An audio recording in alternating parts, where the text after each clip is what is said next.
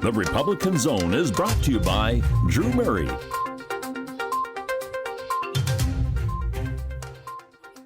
Good afternoon. You're watching Usala Media and the Republican Zone. I am your host, Drew Murray, and I'm here with my good friend, Linwood Holland, the current ward leader of Philadelphia's 35th ward, the current Republican ward leader of Philadelphia's 35th ward. So welcome. Thank you. Thank Glad you for coming. To be here. I don't think you've ever been on my show before. Never. You've been to Usala, but Yeah, you've but never no. been here. So, so welcome back. And I think you said it was a couple of years since you've been here anyway. Yeah, thanks for inviting me too. So I always tell people, and I just, I was talking to Rob Jordan earlier, and when I talked to him, people are surprised that they hear, oh, well, there's Republicans who are part of the LGBT community. And a lot of times when I tell people about the ward leaders in the city of Philadelphia, they're like, well, all the ward leaders look like you, Drew. And I said, that's not true. I said, we have a lot of black ward leaders. You're obviously, you're one of them. And there's Carnell, there's Sheila, there's Leonard. People have the stereotype, like you can't be black and conservative. And I tell people, some of the most conservative people that I know are black, and it's just not true. And obviously, you've been a Republican even longer than I have. I've been a Republican for How many? well over 30 years. Wow. So were you ever a Democrat? I don't think I ever was a Democrat. Well, 30 years. You can't. I assume we're around the same age. But I have no idea how old you are. You're one of those people. I don't know if you're 40 or 60 or somewhere in between. Somewhere in between. Yeah. Over in one of the other. Honestly, if it wasn't for the gray hair and your beard, and I'm getting a little bit. I would say that you were like 35 years old. But yeah, you're one of those people. It's hard to nail down your exact age. So yeah, you've been a Republican your whole life, and are people surprised as a black man when they say, "Oh, well, I'm a Republican, I'm a conservative"? When you tell them you're a Republican, are they surprised? Probably not now. Not now. Early on, because it was really new then. So most people looked at me and said, "You sure? Are you confused?" Yeah. Oh no, I'm positive. Yeah. These are the values that I adhere to, so I think they are good values. Absolutely. No, and I explain a lot of that to people. People are like, "Well, you're pro LGBT, you're pro union. That means you have to be a Democrat." And I tell people, so being conservative or liberal, it's really one thing. It's from a conservative standpoint. What I tell people, definition is, at least to me, is small government, low taxes. Free market capitalism. I mean, that's what I look at conservative as. I look at it the same way. Yeah, a lot of people are like, well, you're pro LGBT. That means you have to be a Democrat. I'm like, that's absolutely false. And when I talk to Rob, there's a lot of people in the LGBT community who are conservative, who are actually very conservative. Because another thing, and this is interesting when I talk to people, if you look at it and you look at the vaccines that during COVID, I always give the example to people. That's a story. Yeah, when it's people are like, well, my body, my choice. If I don't want to put a vaccine in my body, I don't want the government in my life. Well, if you think about it, that's LGBT community. It's like they want to be able to do what they don't want to be judged. They want to they want to love who they love. They want the government out of their business. Less government. You would think from an LGBT standpoint, that's probably should be more conservative. And honestly, even pro-life, pro-choice, the vaccine, my body, my choice, they kind of borrowed that from pro-choice people. I always tell people, I think pro-choice and pro-LGBT should be in the conservative side. I think they are conservative. Yeah, a lot of people are conservative. They don't know. I mean, until you just broke it down for them, but they're gonna look at themselves in the mirror and say, "Oh, those qualities define me." And look, I'm pro-LGBT. I'm pro-life. So and there are a lot of people who are pro-LGBT. I'm pro-choice. There's not one rule. I say I think for myself, but I can't tell you how many people I talk to, and I'm like, well, do you want low taxes? Do you this and this? And I ask them like 3 or 4 questions, and they say yes, and I say, well, welcome to the Republican Party, and they get upset. They're like, oh no, I don't like Trump, and I'm like, that has nothing to do with it. It's the same thing to me with free speech. I mean, some things you don't want to hear, but you have to hear. If you can't have it both ways. If it's going to be free speech, it's free speech for everybody. Yeah. And my father's probably has very similar views to me, but he's like, I'm a Democrat. I'm like, well, why are you a Democrat? He's like, well, I was a teacher, and I'm an Irish Catholic. Because if you were an Irish Catholic, you were a Democrat. An Irish Catholic teacher, you were definitely a Democrat. He's like, well, I'm Irish Catholic. I was a teacher, and he always ends it like this. And I hate Trump. And I'm like, Dad, you can hate Trump all you want. Like, I understand that. But, when you think about it like that and you think about your father, those are some different values that the party had then. They've changed drastically. I'm not a Democrat, but I've seen the progression or the digression in the party, and they're not the same Democrats when I was growing up. Exactly. No, I say, I tell people, say, why did you leave the Democrat Party? I said, I didn't leave the party. The party left me. I said, just got too progressive for you. Like when I was a Democrat, I was a Kennedy Democrat. And I said, and it's not everyone in the party by any means, but I just felt that the party was going too far left. I thought the progressive movement, the Bernie Sanders of the world, were taking too much of a hold on that party. And I feel like I see a little bit of a swing back. We'll see. But one of the reasons I had you on the show is you are a candidate, the Republican candidate for Philadelphia Register of Wills. So congratulations, number one, on getting on the ballot. I'd say congratulations on getting through the primary, but you didn't have much competition. Then that's funny. The hardest thing a lot of times you're running as a Republican in the city of Philadelphia is getting those signatures. Those signatures are a big deal. It's incredibly challenging. I mean, we actually go and knock doors. Yeah, we have to knock doors. Yeah, we have to go knock doors because we can't just, and I'm jealous of people who can. This is not disparaging. I say, I can't just go to a park and ask people to sign because 90% of them would be bad. 95% would be bad. Or the supermarket. Yeah. Just think, if you had it that way, you could stand outside the supermarket in a few days, then you have all your signatures. Exactly, yeah. And there'll be some, there'll be bad ones, and look, we get bad ones even when we're knocking on doors sometimes because people say, oh yeah, I'm a Republican, and they forgot that they switched back because they wanted to vote against Larry Krasner, or something like that, or they moved and forgot to change their registration. So we get bad signatures too. But as a Democrat, you can go there, and even if 30% of them are bad, if you get 3,000 signatures, and by just doing it that way, then you're fine. Republicans, we're just knocking on doors. Well, and then we're sort of restricted to a certain number in the neighborhood. I mean, every neighborhood doesn't have a good population of Republicans. So exactly. When you have to go out and get signatures, most of the time you're going to have to go to neighborhoods that you've never been to. Yeah. Or even like for me, I live in Center City. For 3 weeks when I was getting petitions for city council, I lived in Northeast Philadelphia.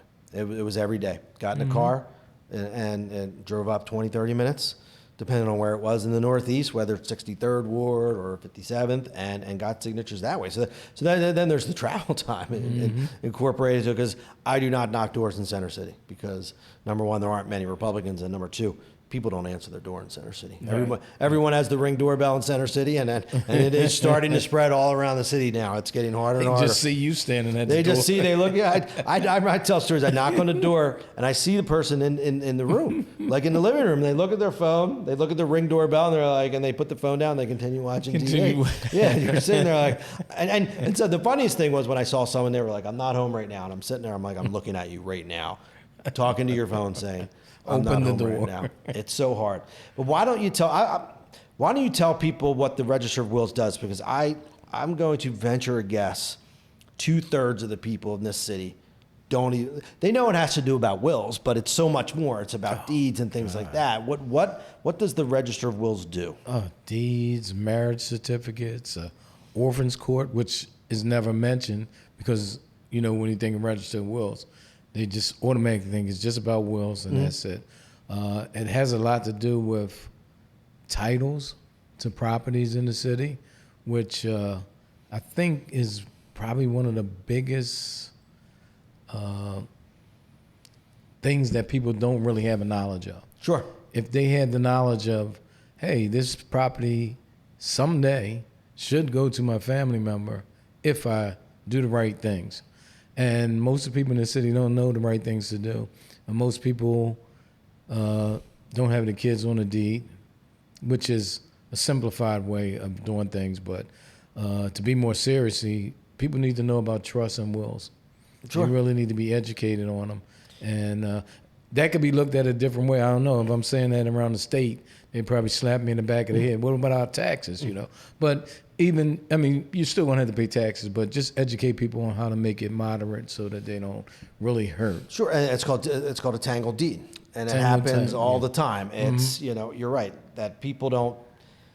look, you don't want to think about dying, but you have to think about dying. Yeah. And if you own your home and you don't have your child on your deed or someone on the deed, or you don't, I would say the majority of people in the city of Philadelphia probably don't have a will. They don't. They don't have a will. They don't. So they don't have a will. So they die. And I bet most people think, oh, well, I'm just going to, it's my mother died.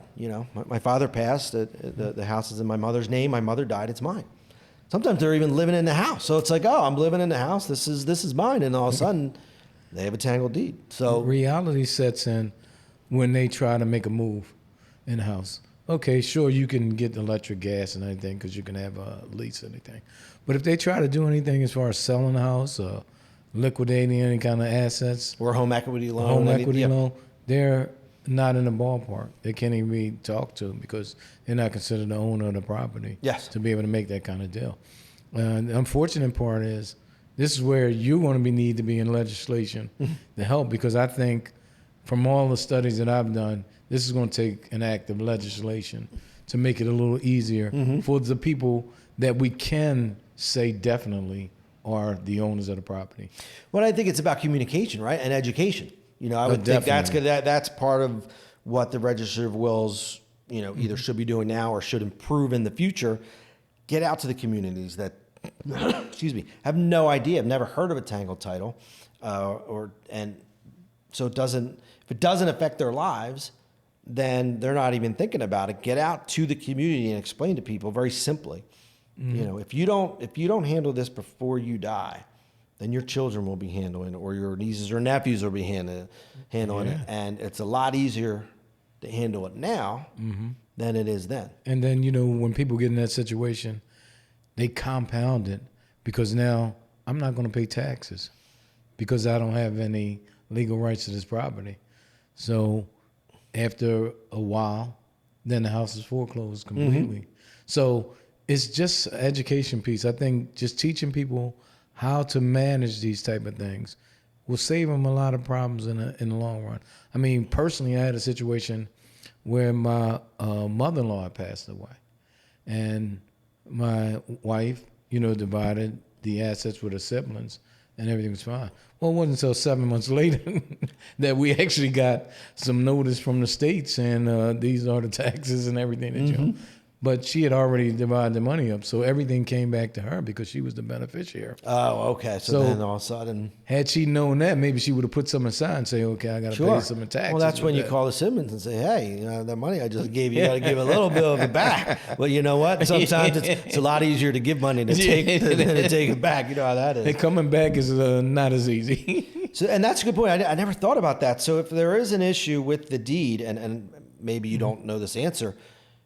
If my father passed and I took ownership of the house, but I wasn't on the will or anything like that, but I just think I do, could I pay those taxes if I'm not on the deed or I'm not, am I on the title? Well, I don't think the city's going to deny you paying the taxes. Okay. So they'll take the money, but But it won't give you any.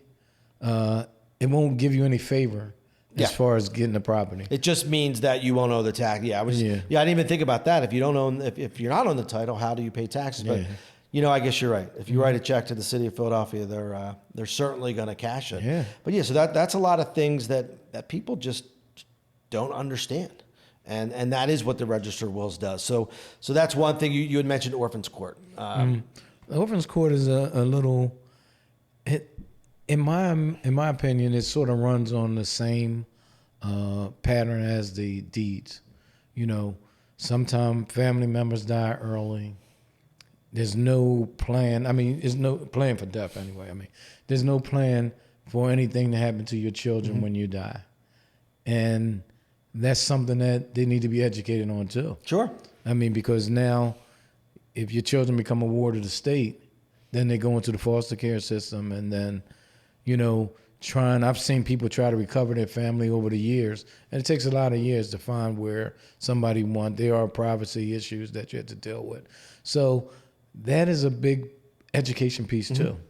And how do you go tell a person, hey, you might die? Yes. And, we need you to take care of this for your children. So we need to find a way to educate them where it benefits them, but it doesn't look like we're telling them what to do. And, you know? and it's one of those things people don't think about it, because look, if you're a husband and wife and one dies, and obviously, if the husband dies, then the wife obviously, automatically has the children. But a lot of communities, they probably think, oh, well, I'm with my grandmother. I'm with my mother, the grandmother of the children. And they think, oh, they live in my house. It's automatic, but it's not automatic. The only thing that's really automatic is the husband or wife. When the mother or father, or husband or wife die, if they're together, right, that's the only time it's automatic. So your situation turns to this now: who's the rightful? I don't want to say heir but who is the guardian now of the children? And that can be really difficult sometimes, because sometimes maybe family members don't have the capacity to take kids in. Sure. And then it becomes a difficult situation. Or if you have a parent that says, I'm going to take this kid, and basically they're on their own then, unless they can get some laws that help them get money to take care of the child, and the rights to take responsibility while the child's a child. Yeah. So those are the things that people don't really look at. And I'll be honest, I never looked at them either. I walked through life thinking about, whatever's going to happen is going to happen, and that was not. That's not the way to handle it. Well, who wants to talk about death? Who wants to, to look in the mirror and think about their own mortality? And some people just don't know it. Like I did know it. I mean, I knew. I have it set up that in my will. Even and it's funny. For years I bought my house. So I used to joke with my wife, "You live in my house." She doesn't think that's funny, but I think I always thought it's funny, because I bought the house first before we got married. So, but even I mean, and it took a long time, because it was one of those things I kept putting it off. Like, my wife was not on the deed. Now it's probably a little easier then, because we're married, but it was actually only a few years ago that we ended up putting her on the deed. And it was, the only reason we did it was because when the rates fell and we refinanced our house, that's when we did it. And I bet a lot of people, are the same way. Like, oh, my wife moved in the house. It's automatic. And it's a little different then. It's a little easier, but you're right. I think people don't even think about that. Yeah, that might be a little easier, but it's still going to be financially burdensome on the spouse that's left. Sure.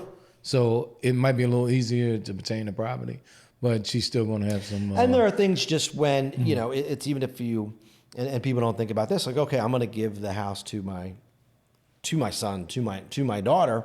There are tax implications. So, if the house is worth $100,000, that's like you're getting $100,000. So you're going to have to pay a tax on that, capital gains tax. A lot of people don't think about that. And it's like, oh, this is awesome. I got a house. Well, you do have a house, but now you got to pay. Can you afford it? The taxes, because right away you have to pay, forget back taxes on the real estate tax. You have to pay a tax because that's a gain. And there are things that you can do in a will and through a deed in order to pass it down a generation where they're not going to have that burden. Because a lot of people, if you got a $100,000 house, you don't have $30,000 in liquidity sitting in the bank that you can pay. It's great. You still make out, but a lot of times that happens. You get the house and you got to sell it, because the only way to pay for those taxes is to sell the home. Property. And it could be a home that was that's been in your family for a generation. And that's hard on people. So now that goes a little bit probably even beyond what you do. That's more financial planning.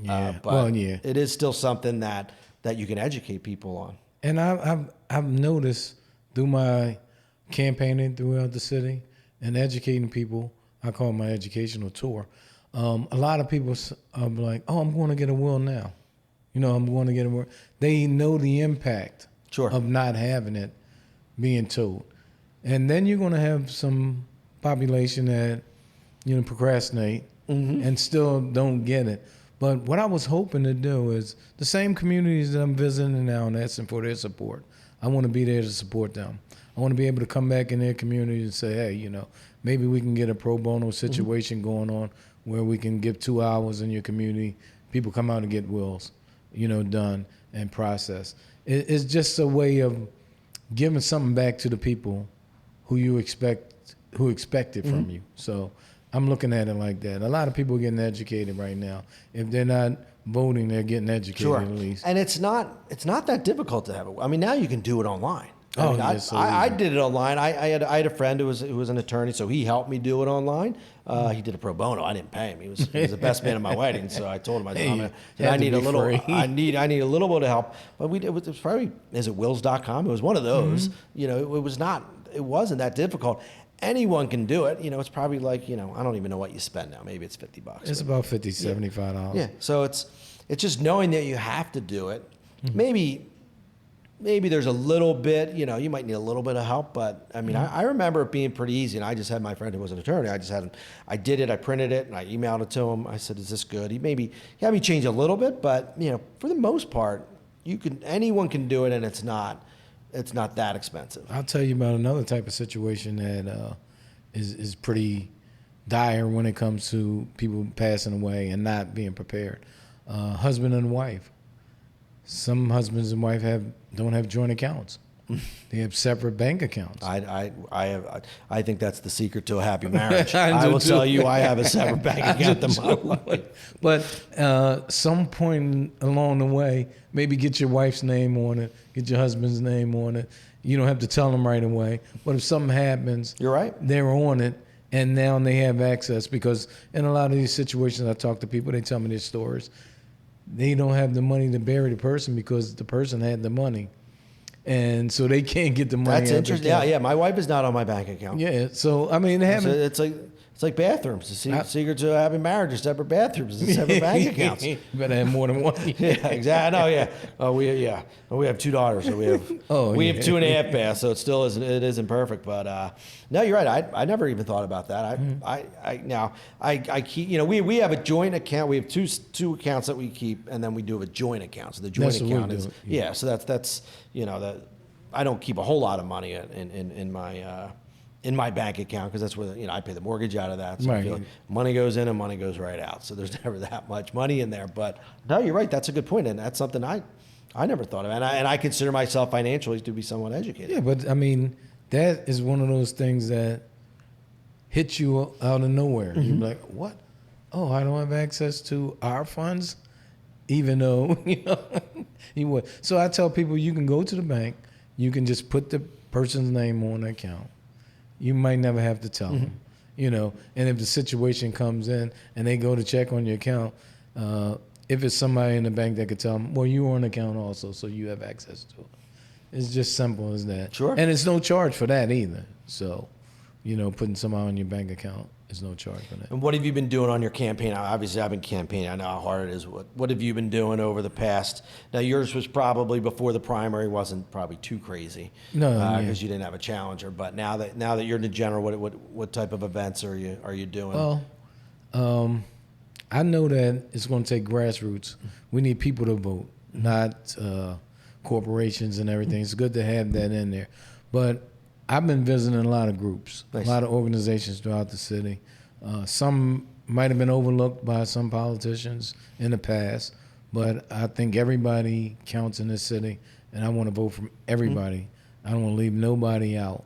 I want to vote from everybody. And it's a citywide race. It's one of the row offices. So the row offices in Philadelphia: Register of Wills, Sheriff, and Controller. Oh, the controller. And the commissioner's office. And the commissioner's office. So you are citywide, so anyone can vote for you. Anyone. It's a general, so you just have to be a registered voter. You could be a Republican, Democrat, or independent. And still have time to register too. And you still do have time to register. People can vote in person. People can vote by mail, and it's going to come. And it's just from the primary till now. I feel like I blinked, and it's like, wow. It's August. Yeah, it's August. It's well, Sunday was, because I sent out an email and posted on social media. It's 100 days. Was 100 days until I saw your post. Yeah. until the general election day, November 7th. So what? It's now 97 days. What is that gonna feel like? Oh my! I'm telling you, it's gonna blink. I mean, I know for me, August is gonna be a little slow. And I'll take it, because I know I still have my full-time job. I'm sure you're. Well, I want August to be slow. So, Yeah. I mean, Yeah, I needed to be slow just to catch up on the job that currently is what pays my mortgage. Yeah. And knowing that come September and October, it's going to be crazy. Yeah, It's all going to the way be in. It's going to be events. It's going to be trying to raise money. It's going to be, you know, all the above. It's going to be crazy. That's why I want to take not August off, but I need to concentrate personally on well, if you're going to take a month off, it would be August. Yeah. That would be the best month to take off. And people are tired. You know, even when you call people now, it's to ask for money. It's like, when's the election? I know. It's not until November. Like, call me in October. But we're in an instant world. Yeah. Everything is instant. Yeah. So, you know, people want it now and know it now. And I think those could be some of our strong points in this upcoming election. I mean, we have to hit the buttons at the right time. But I think if we do, we'll be in good shape. Yeah. What do you think, number one, day one in office, is the most important thing you do? And maybe you've already mentioned it. Is it the Tangle titles? Is the education and getting out there and telling people this is what you need to do? The education piece is the most important part for me. You know, the Tangle titles, I looked at that and saw that is going to take some legislative help to really get it under par. But I'm going to work with the legislators, see if I can get something put up so we can make it a little easier for some people. My first thing that I want to do is get in there and observe, see what has been going on in the office. The lady before me, she came in and she did some good things. You know, she started waking people up and making them aware of their properties being something more to them than just a place that they live temporarily. So if I can expound on that a little bit, I'll do that. Sure. And anything to help the citizens of the city of Philadelphia is what I'm in. I'm in it together. It's us together to make this happen. So. Yeah, no, and it's a lot of work. You're a ward leader. I'm a ward leader. I mean, you know, I remember people, even just in the primary, people are like, you know, what are you doing election day? I said, the first thing I'm doing, I'm waking up at 4 a.m. and I'm going out for my ward leader duties. I said, I got, you know, I had, we had to actually run in the primary. We weren't unchallenged, and I was up at 4 a.m. going around to every polling station. Every day was long. In the 15th ward, and I actually live in the 8th ward, oddly enough, so I was going to the 15th and 8th ward just to put lawn signs up at all the polling stations. So, you know, like me, you're a ward leader, so it's even if we're not campaigning, we're also a ward leader, and you know then you have your full-time job, you have a family, so campaigning with a full-time job and a family is a challenge. Just made me realize that we are pulled from all different angles. Yes, absolutely. Well, I want to thank you for coming on. I want to thank you for having me. Yeah, so we'll have you again. I'll be glad absolutely to come on again in a couple months or 6 months or a year. Well, I'm going to continue the show no matter what. So we'll continue to have you on. I'm surprised I haven't had you on yet. Well, hopefully, you know, when we come back on, we'll be both in office. That's right, absolutely. You know, and it'll be the same type of show, reaching out for people, but actually having an arm to extend to them some real, you know, help. You know? No. Well, again, thank you for coming on. Thank you. You've been watching Usala Media and the Republican Zone. I am your host, Drew Murray. Have a great day.